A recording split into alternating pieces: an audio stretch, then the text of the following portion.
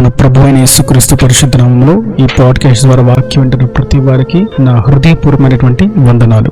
దేవుడు మిమ్మల్ని దీవించునుగాక. యోహాను రాసినటువంటి మొదటి పత్రిక 2వ అధ్యాయము 9వ వచనం. వెలుగులో ఉన్నానని చెప్పుకొనుచు తన సహోదరుని ద్వేషించువాడు ఎప్పటి వరకు చీకటిలోనే ఉన్నాడు. తన సహోదరుని ప్రేమించువాడు వెలుగులో ఉన్నవాడు. చదివిన వాక్య భాగంలో ఒక శ్రేష్టమైనటువంటి విషయాన్ని మనం చూస్తూ ఉన్నాం. ప్రేమను గూర్చి ఎన్నో విషయాలు ప్రేమను గూర్చి మనం ధ్యానిస్తూ ఉంటాం లేఖనాల్లో. అయితే నేటి దినాన ప్రభు ఒక ప్రత్యేకమైనటువంటి విషయాన్ని మనకు తెలియజేస్తున్నారు. అదేదనగా తన సహోదరుని ద్వేషించువాడు ఒకవేళ వెలుగులో ఉన్నానని చెప్పుకుంటూ ఉన్నప్పటికీ ఎప్పటికీ కూడా వాడు చీకటిలోనే ఉన్నాడు. తన సహోదరుని ప్రేమించువాడు మాత్రమే వెలుగులో ఉన్నవాడు అని చక్కగా స్పష్టంగా తేటగా వాక్యం మనకు సెలవిస్తున్నది. ఇక్కడ మనం చూసినట్లయితే తన సహోదరుని అనగా రక్త సంబంధి అని మాత్రము కాదు గాని, బంధువులు అని కాదు గాని, ఆయన పేరు పెట్టబడినటువంటి, ఆయన స్వరూపంలో రూపించబడినటువంటి ప్రతి ఒక్క జనులు, ప్రతి ఒక్క నరుడు అనగా మనుష్యులను గూర్చి ఆయన సెలవిస్తున్నాడు. అది అన్యజనులైనా క్రీస్తును అంగీకరించిన వారి అయినా ప్రతి వారిని గూర్చి ప్రభు సెలవిస్తున్నారు. మీరు మీ తోటి వారిని ప్రేమించాలి.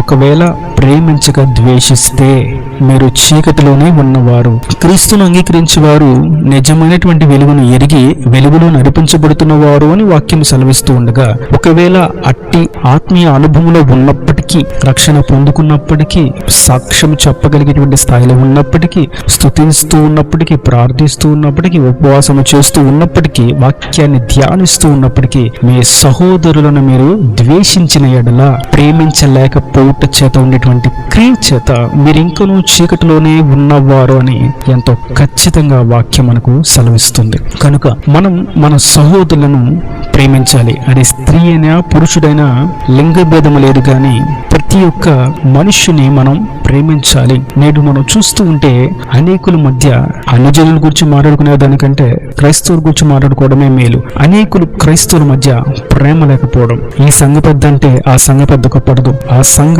కాపరి అంటే ఈ సంఘ కాపరికి ఇష్టం ఉండదు, ఈ సంఘ విశ్వాసులు అంటే ఆ సంఘ విశ్వాసకి ఇష్టం ఉండదు, కుర్చీలో కూర్చున్న వాళ్ళు కింద కూర్చున్న వారికి ఇష్టం ఉండదు, కింద కూర్చున్న వారికి కుర్చీలో కూర్చున్న వారు ఇష్టం ఉండరు, ఈ కులంలో ఉన్న వారికి ఆ కులం వాళ్ళంటే ఇష్టం ఉండదు.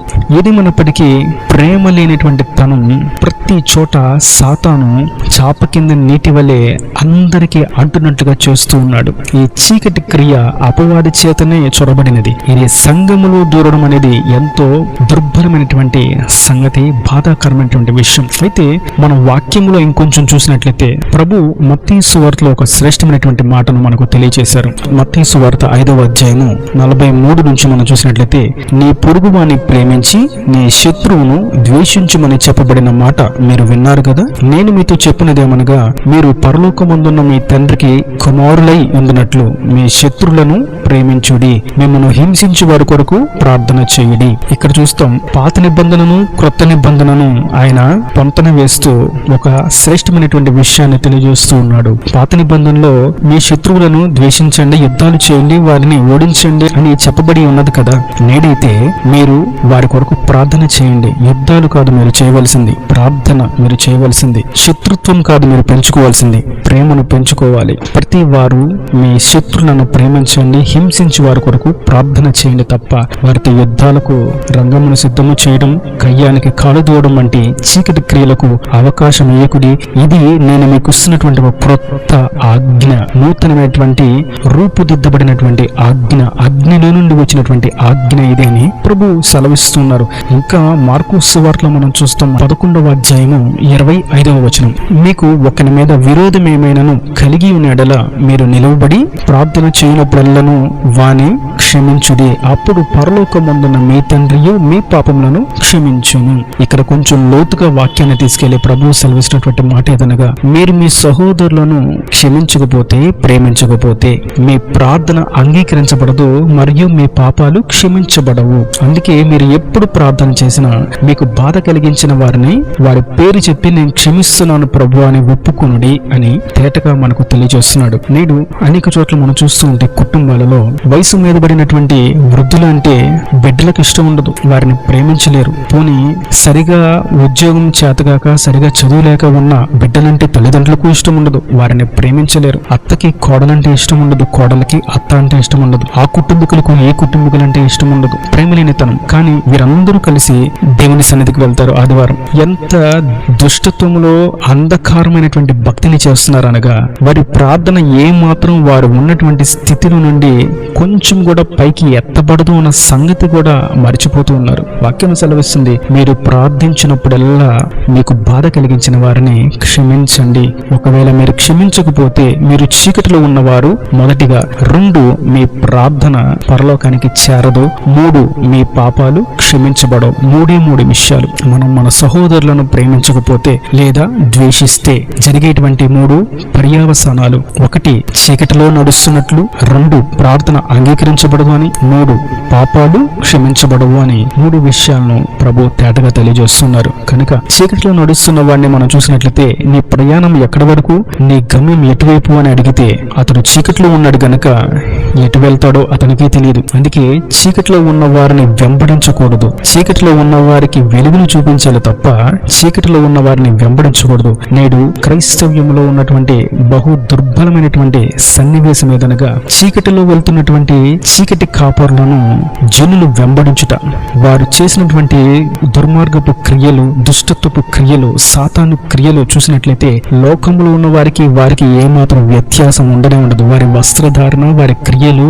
మాట తీరు, వారి ఉపదేశ శైలి, వారి చూపులు, వారి తలంపులు, వారి యొక్క నడక, వారి యొక్క వ్యవహారం అంతా అన్ని జనులు చీకటిలో ఉన్న వారికి ఏమాత్రం తక్కువ కాకుండా ఉంటారు. మరియు అటువంటి వారిని జనులు ఆహ్వానిస్తూ వారిని వెంబడిస్తూ వారు నడుస్తున్నటువంటి మార్గాల్లో వీరు నడవడం అనేది చాలా దుఃఖకరమైనటువంటి విషయం. అయితే వాక్యం సెలవిస్తుంది, చీకటిలో ఉన్న వారిని వెంబడిస్తే ఇద్దరు వెళ్ళి గుంటలో పడతారు అని ప్రభు సెలవిస్తున్నారు. మీరు నిలువబడి ప్రార్థన చేసేప్పుడు మీ ప్రార్థనలో క్షమాపణ లేకపోతే మీ ప్రార్థన పరలోకానికి చేరదు మరియు మీ పాపాలు క్షమించబడవు అని ప్రభు సెలవిస్తున్నారు. ప్రేమించలేనటువంటి విశ్వాసియే కాదు, ప్రేమించలేనటువంటి కాపరి కానే కాదు, ప్రేమించలేనటువంటి సేవకుడే కాదు, ప్రేమించలేనటువంటి క్రైస్తవ్యం అసలు క్రైస్తవ్యమే కాదు. క్రైస్తవుడు అనగా నా భాషలో సరైనటువంటి నిర్వచనం ప్రేమించేవాడు మాత్రమే క్రైస్తవుడు అని పిలువబడతాడు. ఒకవేళ అతడు ప్రేమ లేనివాడైతే అతడు క్రైస్తవుడు కానే కాదు,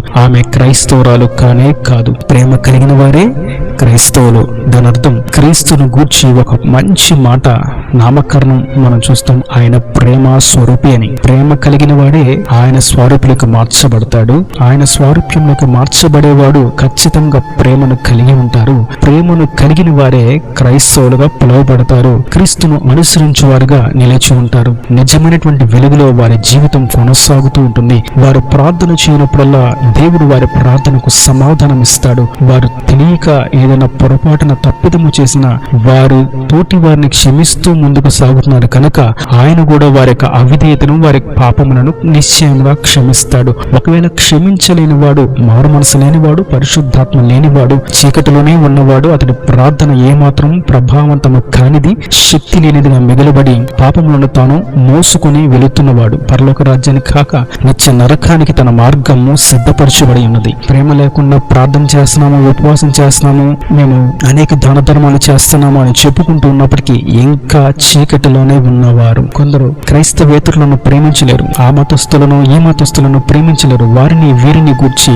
లేని మాటలు వారిని ఇబ్బంది కలిగించే విధంగా, వారిని చులకన చేసే విధంగా, వారిని అవమానపరిచే విధంగా ఒకవేళ మాట్లాడుతూ ఉంటే వారిలో ప్రేమ లేదు అని వాక్యం సెలవిస్తుంది. ప్రేమ లేని వాడు చీకటిలో ఉన్నాడు అని తేటగా తెలియపరచబడుతున్నది. ఒకవేళ మీ సహోదరుని మీరు ప్రేమించిన ఎడల, మీ తోటి వారిని మీరు ప్రేమించిన ఎడల మీరు నిజముగా వెలుగులో ఉన్నవారు, నా మార్గంలో మీరు నడుస్తూ ఉన్నవారు, నన్ను అనుసరిస్తూ ఉన్నవారు, నా రాజ్యానికి నిశ్చయంగా మీరు వారసులు. ప్రేమ లేకపోవడం చేతే సమస్త సాతాను క్రియలు ఆ వ్యక్తిని అణగార్చి వేస్తూ ఆత్మీయంగా పతన స్థాయికి గురి చేస్తూ ఉంటాయి. కనుక ప్రేమ కలిగిన వారంగా, ప్రేమ స్వరూపైనటువంటి క్రీస్తును అనుసరిస్తూ, క్రీస్తుని ధరించుకొని ప్రేమలో కొనసాగుతూ, ప్రేమను విరజిల్లుతూ ఈ లోక యాత్రలో, ఆత్మీయ యాత్రలో అనేకులను ప్రేమను చూపిస్తూ దేవుని వైపు త్రిప్పుదము గాక. ఈయన దేవుని మాటలు ప్రతి వాని హృదయంలో నీరు కట్టి ఫలింప చేయను గాక. ఆమేన్. God bless you. తలలో మంచి కన్నులు మోసటైతే మీ కొరకు చిన్న ప్రార్థన. ప్రేమ స్వరూపి కరుణ కటాక్షం గలతంటే నా ప్రభు, ఈ వాక్యం ప్రతి ఒక్క బిడ్డ మీరు కృపతో జ్ఞాపకం చేసుకుని ఉండాలిగా దీవించండి. వారు ప్రతి అవసరతను అక్కరుని మహిమలో తీర్చండి. ఇంకను చీకట్లో ఉన్నవారుగా కాక నిజమైనటువంటి వెలుగును నడుస్తున్న వారి వలె ప్రతి బిడ్డ ఈ వాక్యం విన్న వారందరూ కూడా వెలిగింపబడిన వారుగా, వెలుగు సంబంధులుగా మీరు తీర్చిదిద్ది ఆశీర్వదించండి. సహోదరులను ప్రేమించువారుగా, తోటి వారిని ప్రేమించువారుగా, ప్రతి ఒక్క నరుని ప్రేమించువారుగా బిడ్డలను దీవించండి. మీ యొక్క స్వారూప్యులకు ప్రతి బిడ్డను మార్చండి, తీర్చిదిద్దండి. నిత్య రాజ్యానికి వారసులుగా, హక్కుదారులుగా చేసుకోమని ఈ వాక్యం సాతనే మాత్రం వారి హృదయం నుండి దొంగిలించుకున్నా నీరు కట్టి నిరంతరంగా ఫలింపు చేయమని యేసు పరిశుద్ధ నామమున ప్రార్థించి వేడుకుంటున్నాను తండ్రి. ఆమేన్. ఆమేన్.